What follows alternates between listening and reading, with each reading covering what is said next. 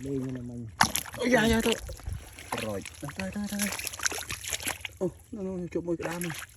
Chụp một cái đam với nha. Đây lừa. Tam.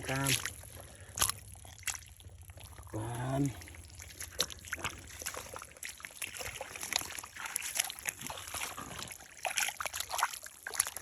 mày lại tí mày. Tí. Cái con nào mùi chứ. Sợ tray ạ. Kiểu chắp ạ. Sợ kia sập bố ạ. Sợ nó chập ra tích.